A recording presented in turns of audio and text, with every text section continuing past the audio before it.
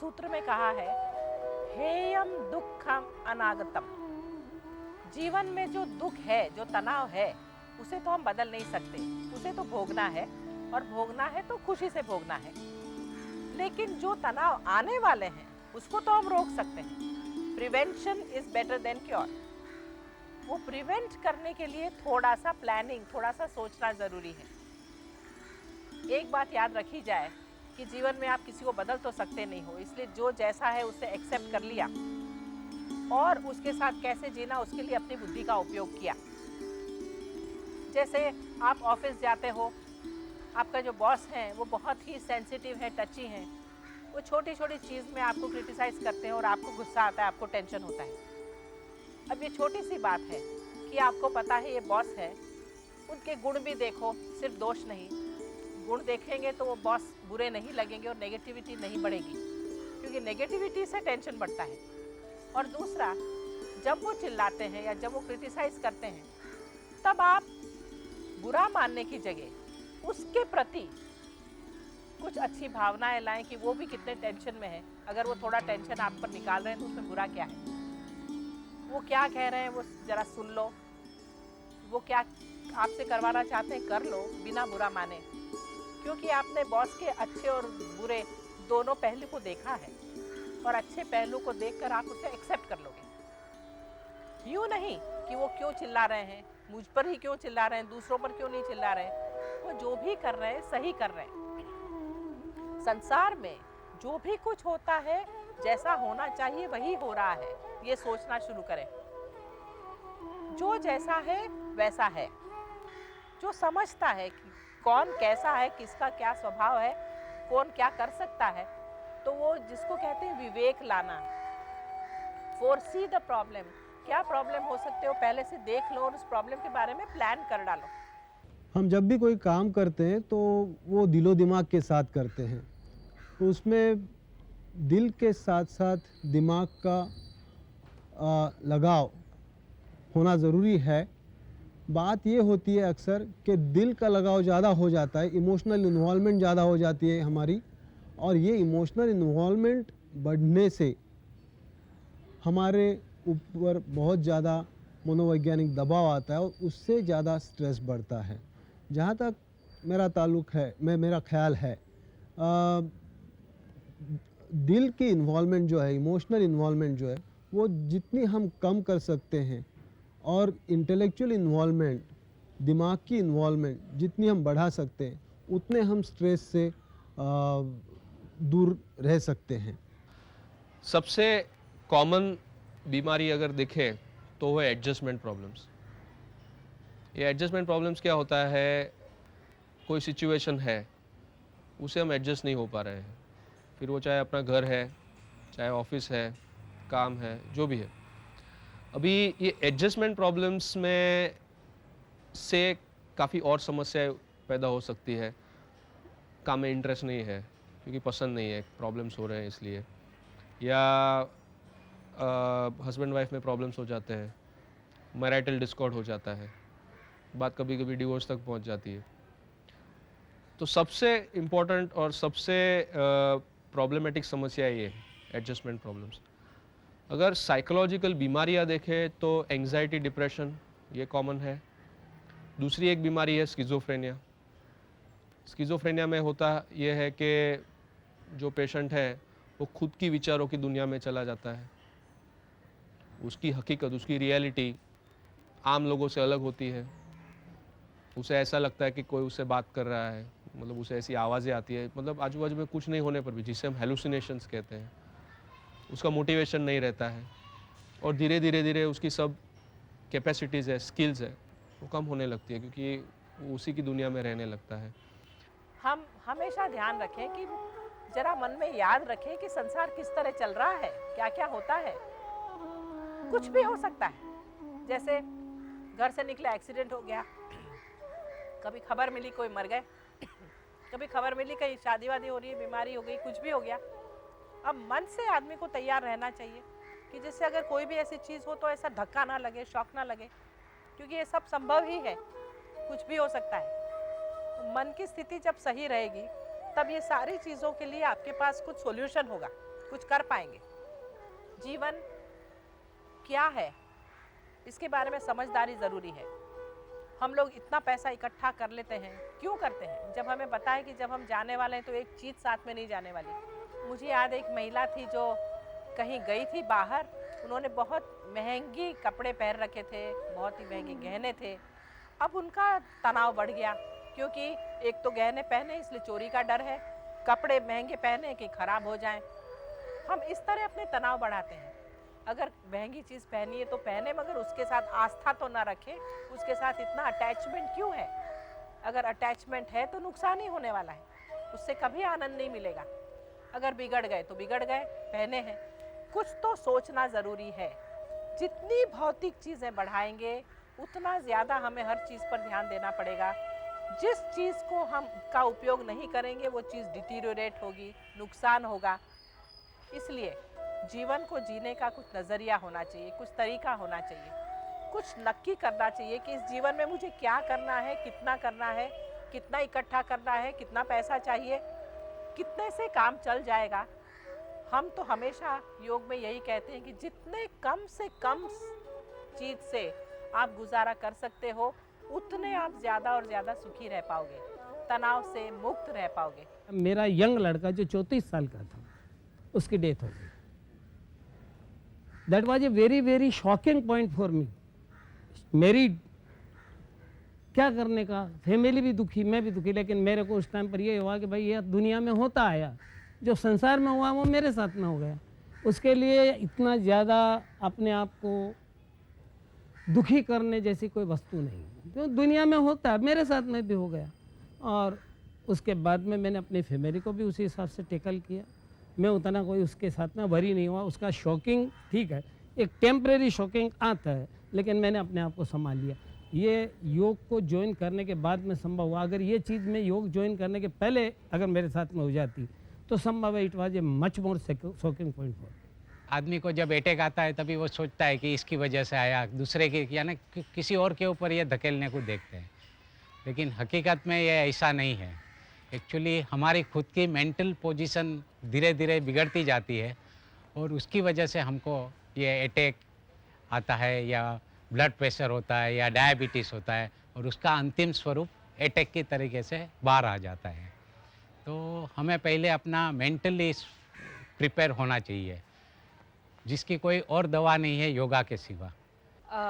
पहले ऐसा होता था क्योंकि सबको पता था घर पर कि इनको छोटी सी बात से तनाव हो जाता है, तो कोई कुछ बताता नहीं था, प्रेफर नहीं करता था, और कुछ बता भी दिया तो मैं सडनली रो लेती थी। रोना बहुत इजी था तब, बट अब थोड़ी समझदारी के बाद और योग के मदद से I am more able to handle situations and face them. Acceptance level बहुत ज़्यादा बढ़ गई है, तो दो फील होता है, सोचती हूँ बट एक्सेप्ट करके कुछ अच्छा पढ़ के सोच के अपने आप को बैलेंस कर लेती हूँ। इंसान यूजुअली जो स्थिति में है उसी स्थिति में रहना पसंद करता है। तब्दीली या परिवर्तन या कोई भी चेंज से वो डरता है। और अगर वैसा देखा जाए तो परिवर्तन ये जीवन के हर मोड़ पे हमारे साथ रहता है, और उससे डरने से कुछ बात बनती नहीं है। इस परिवर्तन को अगर हम अच्छी तरह से स्वीकार करना सीखें या उसका स्वागत करें तो मुझे लगता है कि स्ट्रेस काफ़ी कम हो जाएगा। कोई भी चीज़ उतनी ही हो जितनी ज़रूरत है। अपनी ज़रूरतें कम करें और जितना हो सके आनंद से जीवन बिताना नक्की करें। ये विवेक जो हुआ कि कितना चाहिए कितना नहीं चाहिए, क्या सही है क्या गलत है, ये जो विवेक बुद्धि है वो जागृत करें और उससे जीवन बहुत ही सुंदर हो जाएगा। योगा का जो डेफिनेशन है वो संस्कृत में बोलते हैं योगश चित्त वृत्ति निरोधा। इसको चित्त वृत्ति निरोधा कहते हैं। या चित्त का मतलब होता है हमारा जो माइंड है, वो exactly loosely translated we can say mind, okay, दिमाग जो हमारा है वो, और वृत्ति जिसको बोलते हैं वो है जो हमारे अंदर विचार आते जाते रहते हैं। बिल्कुल वेव्स की तरह ये विचार जो है एक के बाद एक हमारे माइंड में उठते हैं और वापस बैठ जाते हैं, ऊपर आते हैं, उभरते हैं और फिर नीचे चले जाते हैं। तो इसको वृत्तियाँ बोलते हैं। तो योग से ये जो हमारे थॉट प्रोसेस जो है ये बहुत कम हो जाते हैं, क्योंकि इंसान बहुत फोकस हो जाता है, बहुत कॉन्सेंट्रेटेड हो जाता है सब साधनाएं करके, मेडिटेशन, प्राणायाम वगैरह की प्रैक्टिस से, और इसीलिए उनका दिमाग में जो समझो पहले हज़ारों विचार आते थे वो 100 में आते हैं, और फिर धीरे धीरे वो विचार की संख्या भी कम हो जाती है, और उसके अंदर एक अवेयरनेस आ जाती है कि मुझे इतने सारे विचार करने नहीं है, मुझे पास्ट के बारे में ज़्यादा सोचना नहीं है, मुझे फ्यूचर के बारे में नहीं सोचना है, और मेरा भला, मेरा हित इसमें है कि मैं प्रेजेंट में ही रहूं। जैसा मैंने कहा कि ज़िंदगी के हर मोड़ पे परिवर्तन है, उसी तरह से कदम कदम पे हमने ये भी देखा है कि कुछ ना कुछ हमारे साथ अच्छी या बुरी घटनाएं होती रहती है, और जिस तरह से बुरी घटनाओं का हमारे मन के ऊपर असर होता है, उसी तरह से अच्छी घटनाओं का भी हमारे मन के ऊपर असर होता है, उसके ऊपर जोर आता है, उसके ऊपर दबाव आता है। मिसाल के तौर पे जैसा डिवोर्स या तलाक, इससे अगर स्ट्रेस बढ़ता है तो शादी से भी स्ट्रेस बढ़ता है। जैसा किसी घर में मृत्यु से तनाव बढ़ेगा, उसी तरह से उस घर में जब कोई नया जीवन शुरू होता है, किसी बालक का जन्म होता है उस घर में, तभी भी वो तान तनाव बढ़ता है। जिस तरह से डिमोशन मिलने के बाद या नौकरी पर से निकाल देने के बाद स्ट्रेस बढ़ता है, उसी तरह से प्रमोशन मिलने पे भी स्ट्रेस बढ़ सकता है, क्योंकि ये ज़रूरी नहीं कि जो घटना घड़ी हो वो नेगेटिव ही हो।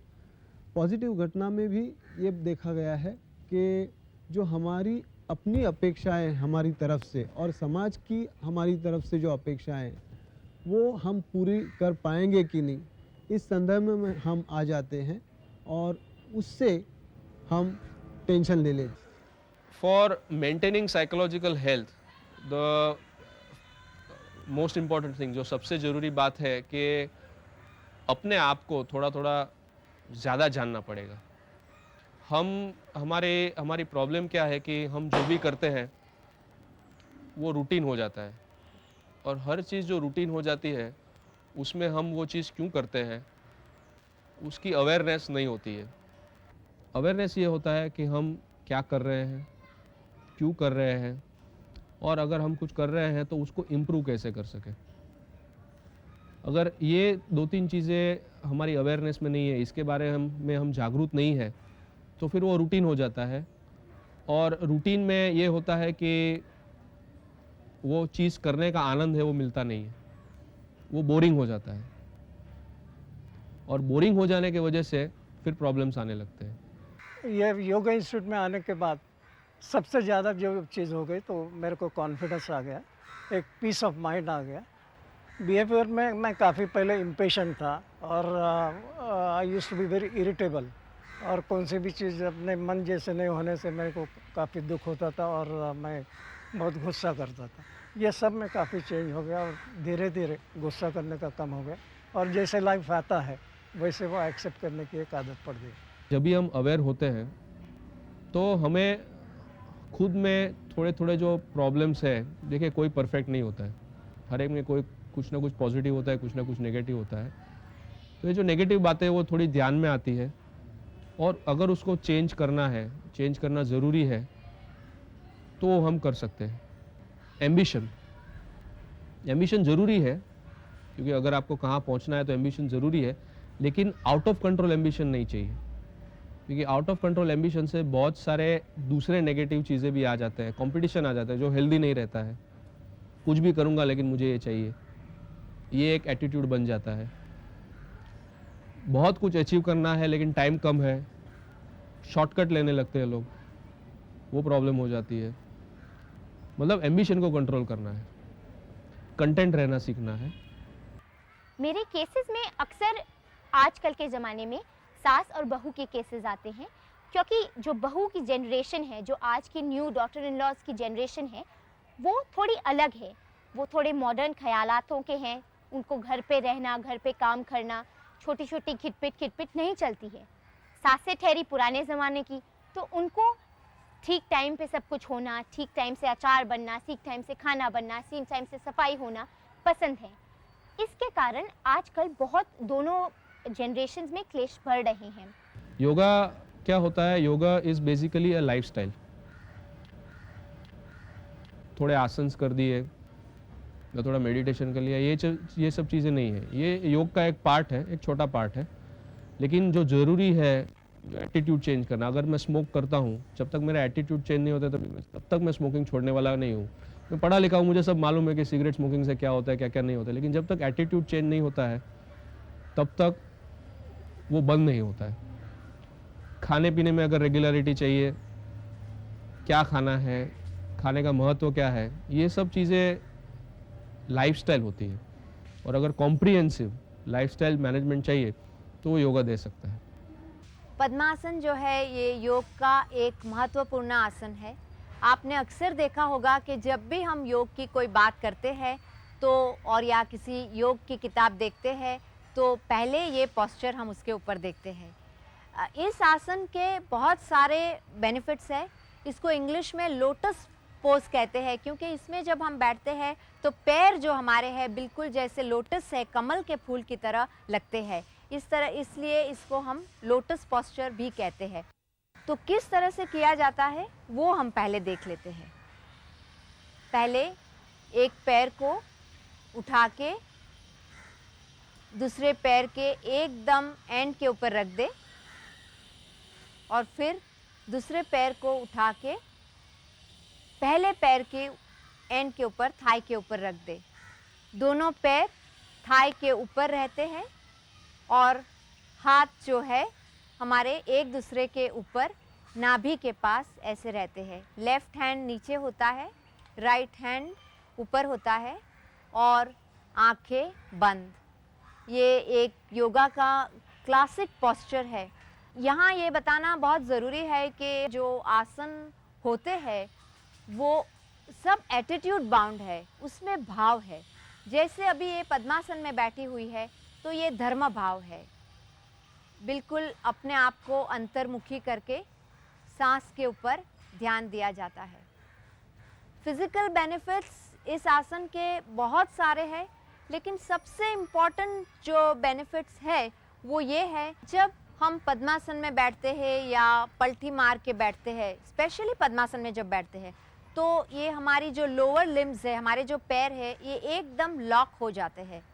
उसकी वजह से ब्लड फ्लो जो है हमारे ऊपर के ऑर्गन्स जो कि वाइटल ऑर्गन्स है जैसे कि heart, kidney, liver, lungs, brains वगैरह है, उसके ऊपर ब्लड ज़्यादा फ्लो होता है।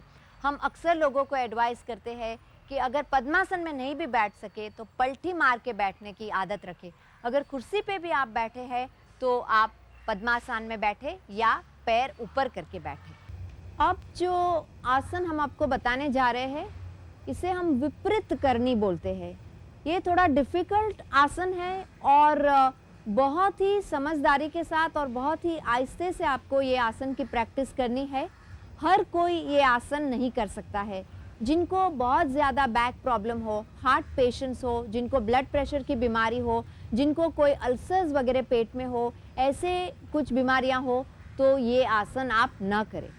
बाकी सब कोई ये आसन कर सकते हैं, लेकिन हमेशा ध्यान रखते हुए किस तरह से ये आसन करना है ये हम देख लेते हैं। पहले साइड में जाकर धीरे धीरे मैट के ऊपर लेट जाना है।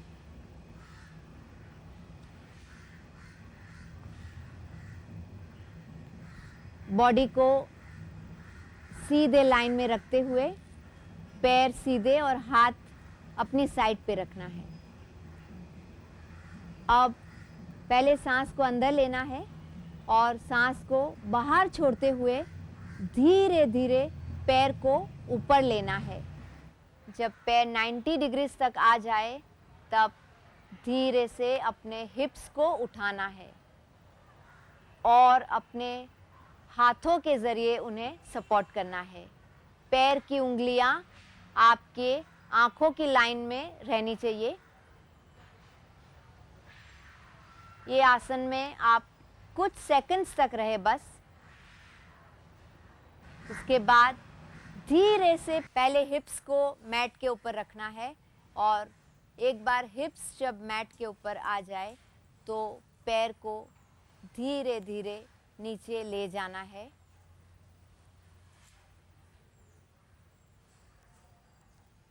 और फिर शवासन में आपको लेट जाना है। अभी हम चक्रासन कर रहे हैं। चक्रासन में मेरुदंड को आगे की तरफ और पीछे की तरफ खिंचाव दिया जाता है। आगे की तरफ झुकते हैं तो पाचन संस्था बहुत अच्छी तरह से कार्यरत हो जाती है, जिसके कारण हमारे में जो तनाव आने की परिस्थिति निर्माण होती है उसका हम बहुत अच्छी तरह से सामना कर सकते हैं। और यह आसन जो रहता है उसके लिए गर्भवती स्त्रियां इसे नहीं कर सकते हैं, जिनको हृदय की बीमारी होती है ये लोग भी इसे नहीं कर सकते हैं। हाँ, इसको भी खाना खाने के 3 घंटे बाद ही करना है, उसके पहले उसे नहीं कर सकते हैं। खाना खाने से पहले इसे आप कभी भी कर सकते हैं। अभी प्रत्यक्ष चक्रासन कैसे किया जाता है उसे हम देखेंगे। पैरों में 2.5 से 3 फुट की दूरी लेना है। दूरी लीजिए पैरों में। अपने दोनों हाथ बाजू में रहेंगे। मुट्ठी हल्की सी बंद करेंगे। सांस लेते हुए दोनों हाथों को पीछे की तरफ लेते जाएंगे और थोड़ा सा पीछे झुकेंगे।